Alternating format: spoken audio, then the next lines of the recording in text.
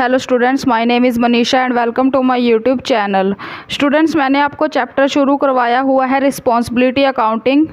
तो इसमें मैंने आपको फर्स्ट पार्ट इसका करवा दिया है, जिसमें मैंने आपको बहुत सारे टॉपिक्स जो है कवर करवाए हैं।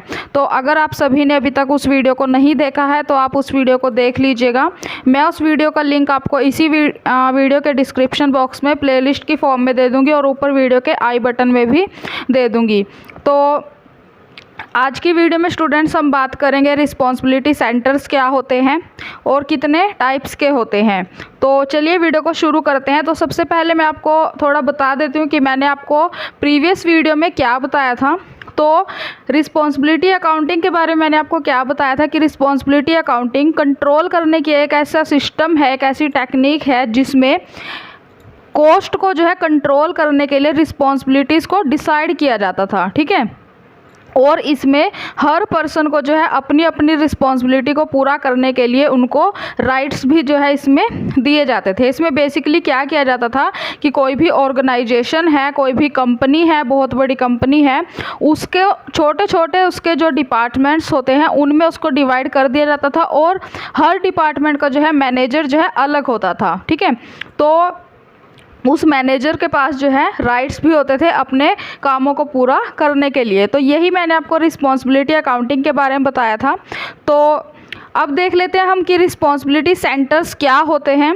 तो ऑर्गेनाइजेशन को छोटे छोटे डिपार्टमेंट्स में या फिर यूनिट्स में जो है डिवाइड करना क्या कहलाता है, हमारा रिस्पॉन्सिबिलिटी सेंटर जो है कहलाता है। ठीक है, जिसमें हम क्या करते हैं, कोई भी बड़ी ऑर्गेनाइजेशन है उसके छोटे छोटे हम क्या करते हैं डिपार्टमेंट्स बना देते हैं, उसकी डिविजन्स बना देते हैं, यूनिट्स बना देते हैं, और जिसमें हम क्या करते हैं अलग अलग मैनेजर्स को जो है उसको सौंप देते हैं। तो इसमें बेसिकली जो है इसमें रिस्पॉन्सिबिलिटी अकाउंटिंग में कॉस्ट को इसमें कंट्रोल किया जाता है। ठीक है, तो ज़्यादातर इसमें क्या किया जाता है कि कॉस्ट को इसमें कंट्रोल तो किया जाता है, लेकिन किसके ज़रिए, मैनेजर्स को कंट्रोल करके जो है इसमें कॉस्ट को कंट्रोल किया जाता है। ठीक है, तो उसके बाद क्या है, रिस्पॉन्सिबिलिटी सेंटर्स हमारे पास कितने टाइप के होते हैं।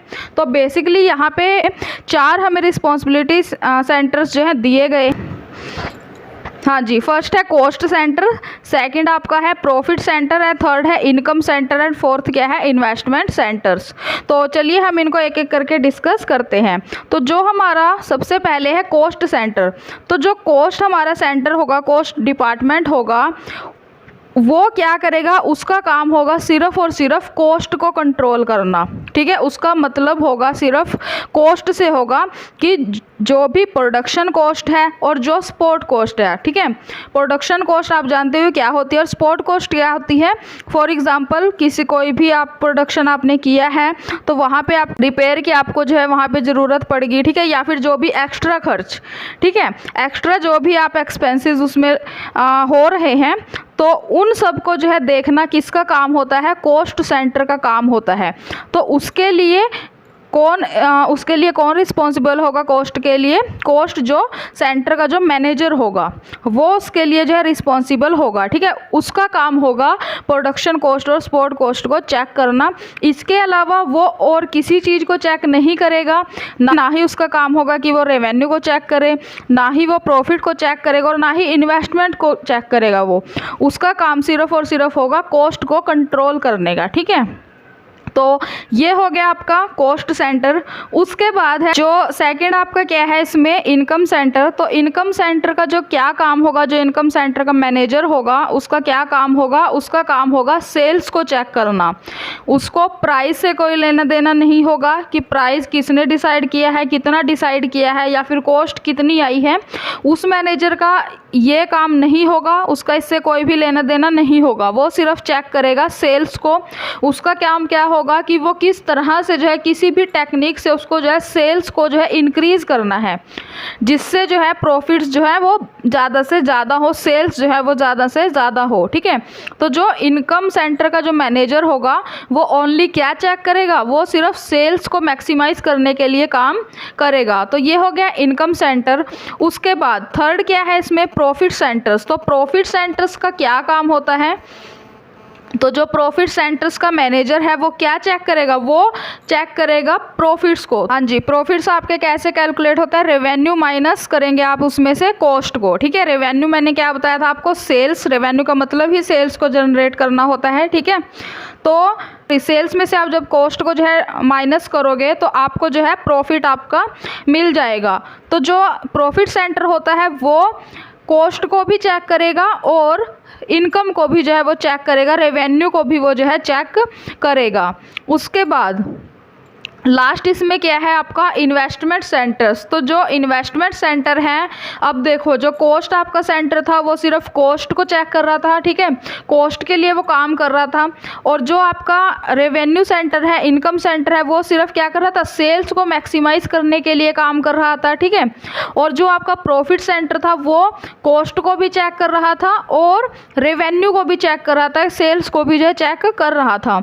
तो ऐसे ही जो आपका इन्वेस्टमेंट सेंटर है वो जो है कॉस्ट को भी चेक करेगा, इनकम को भी चेक करेगा और प्रॉफिट्स को भी चेक करेगा। उसका काम क्या होगा, इन तीनों को जो है उसको चेक करना पड़ेगा कि ऑर्गेनाइजेशन की सेल्स कॉस्ट कितनी आ रही है प्रोडक्शन में। ठीक है, सेल्स कितनी हो रही है, और सेल्स अगर ज़्यादा से ज़्यादा होगी तो प्रॉफिट जो है उतना ही ज़्यादा होगा, और प्रॉफिट जितना ज़्यादा होगा उतना ही इन्वेस्टमेंट जो है आगे कर सकता है वो मैनेजर कंपनी की तरफ से। ठीक है, तो इन्वेस्टमेंट जो सेंटर्स हैं आपको ये पता चल गया होगा कि इसमें मैनेजर्स का काम क्या होता है, इन्वेस्टमेंट से रिलेटेड जो डिसीजंस लेना, उसको चेक करना कि ज़्यादा से ज़्यादा इन्वेस्टमेंट वो मतलब कि वो ऐसी जगह पे ज़्यादा से ज़्यादा इन्वेस्टमेंट करे जहाँ से रेट ऑफ रिटर्न उसको जो है हाई मिले। ठीक है, उसके बाद यहाँ पे आपको जो है इसमें दो ये टाइप दिए गए हैं, दो मेथड दिए गए हैं कि आप इन्वेस्टमेंट को कैसे डिसाइड करोगे कि ये इन्वेस्टमेंट आपके लिए जो है ज़्यादा यूज़फुल है। तो किसके बेस पे करोगे, सबसे पहले है ROI, rate of return, and second क्या है EVA। तो रेट ऑफ रिटर्न क्या होता है कि जहाँ पे आपको जो है आपने कहीं पे इन्वेस्टमेंट की है, आप ये चेक करोगे कि आपको जो है रेट ऑफ रिटर्न वहाँ से कितना मिल रहा है। ठीक है, जिस जगह आपने इन्वेस्टमेंट की है वहाँ से आपको रिटर्न कितनी मिल रही है। अगर आपको ज़्यादा रिटर्न मिल रही है तो आपके लिए वो इन्वेस्टमेंट जो है यूज़फुल होगी। सेकंड क्या है इसमें EVA। तो EVA के ऊपर मैंने अलग से जो है वीडियो बनाई हुई है मेरे चैनल पर, तो आप उस वीडियो को देख सकते हो। तो मैं इसमें आपको बेसिक बता देती हूँ EVA का। ठीक है, तो बेसिकली EVA क्या है, एक EVA की फुल फॉर्म क्या है, इकोनॉमिक वैल्यू एडिट। तो इकोनॉमिक वैल्यू एडिट क्या होता है, ये एक जो है परफॉर्मेंस को मेज़र करने का जो क्या है, ये एक स्केल है, एक पैमाना है जिसको स्टेन स्टीवर्ट एंड कंपनी ने जो है इसको बनाया था, इसको नियोजित किया था। और इसका जो रिलेशन है वो किससे होता है, परफॉर्मेंस अप्रेजल की। ठीक है, निष्पादन मूल्यांकन की RI अप्रोच से भी जो इसका रिलेशन होता है। ठीक है, और ये जो इन्वेस्टमेंट्स के जो बहुत सारे ग्रुप्स होते हैं इन्वेस्टमेंट्स के, उन ग्रुप्स के द्वारा जो सरप्लस जो वैल्यू है, ठीक है, जो सरप्लस प्राइस है, उसको मेज़र करने की क्या है, एक यूज़फुल जो है उसका एक मेथड है। ठीक है, तो बेसिकली इस अप्रोच के अकॉर्डिंग क्या करते थे हम, EVA के अकॉर्डिंग एक हम इन्वेस्टमेंट को तभी एक्सेप्ट हम करते थे जब जो उसका EVA है, जो सरप्लस है, वो पॉजिटिव हो। ठीक है, क्योंकि जो पॉजिटिव सरप्लस होगा, पॉजिटिव EVA होगा, वो जो है शेयर होल्डर्स की एसेट्स को जो है बढ़ाता है। ठीक है, तो यहाँ पे आपको कुछ स्टेप्स जो है दिए गए हैं EVA को कैलकुलेट करने के लिए कि आप कैसे उसको कैलकुलेट करोगे। तो फर्स्ट स्टेप इसमें क्या है कि सबसे पहले आप जो है NOPAT को कैलकुलेट करोगे। उसके बाद आप टोटल इन्वेस्टमेंट की जो है इन्वेस्टमेंट कैपिटल की कैलकुलेशन करोगे, एंड उसके बाद आप कॉस्ट ऑफ कैपिटल को डिटरमाइन करोगे, एंड फिर आप फॉर्मूले को अप्लाई करोगे। फॉर्मूला क्या है, EVA इक्वल किसके होता है, कैपिटल एम्प्लॉयड मल्टीप्लाई आप किससे करोगे उसको, ROI, rate of return minus cost of capital से। तो ये आपका यहाँ पे EVA आ जाएगा, EVA की वैल्यू आ जाएगी। तो ये थी स्टूडेंट्स हमारी आज की वीडियो। आई होप कि आज की वीडियो आपके लिए यूज़फुल रही होगी, और अगर आपको ये वीडियो पसंद आई हो तो आप इस वीडियो को एक लाइक ज़रूर कर दीजिएगा, और चैनल को सब्सक्राइब करके साथ में दिए हुए बेल नोटिफिकेशन को ऑन करके ऑल के ऑप्शन पर ज़रूर क्लिक कर दीजिएगा, जिससे मेरी आगे आने वाली वीडियोज़ की नोटिफिकेशन आपको सबसे पहले मिल सके। तो नेक्स्ट वीडियो में स्टूडेंट्स हम इसी चैप्टर के पार्ट 3 के बारे में बात करेंगे। उसमें हम पढ़ेंगे ट्रांसफ़र प्राइजेस क्या होते हैं और ट्रांसफ़र प्राइजेस को डिसाइड करने के लिए किन किन मेथड्स का आप यूज़ करोगे। तो नेक्स्ट वीडियो भी आपके लिए यूज़फुल होने वाली है। तो मिलते हैं नेक्स्ट वीडियो में, एंड तब तक थैंक यू सो मच।